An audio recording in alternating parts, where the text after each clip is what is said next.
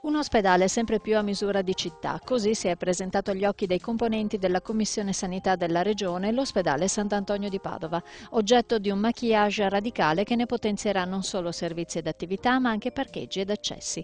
Riconosciuto come ospedale con valenza provinciale, il Sant'Antonio sta dunque cambiando pelle e dentro la primavera del prossimo anno sarà pronto ad offrirsi ai cittadini con un volto e soprattutto un cuore rinnovati. Qua riporteremo dentro due reparti che sono i sogni di 25 anni, che sono i reparti per la salute mentale, che saranno reparti di assoluta eccellenza, non solo per la professionalità dei nostri operatori, ma anche per la qualità delle strutture che stiamo facendo. Avremo 1300 metri quadri di ambulatori nuovi e quindi questo ci permetterà di migliorare le funzioni ambulatoriali. Avremo soprattutto la riorganizzazione dei percorsi. Ecco, un nuovo reparto in medicina al nono piano, ecco, quindi questo migliorerà l'offerta del Sant'Antonio complessiva.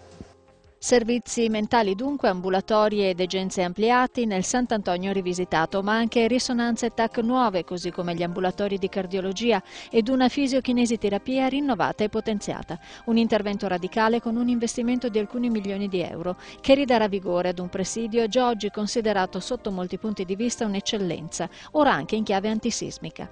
Concepito nell'ottica del servizio al cittadino, questo ospedale, fortemente radicato nel contesto urbano, diventerà anche finalmente più accessibile grazie ad un nuovo parco per le bici e alla realizzazione di 132 posti auto per i visitatori, che si aggiungono ai 124 riservati invece ai dipendenti.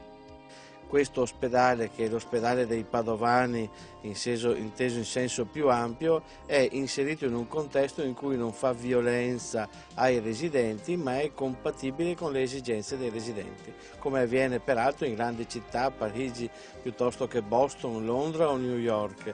Gli ospedali possono essere in centro città se rispettano chi in città ci abita.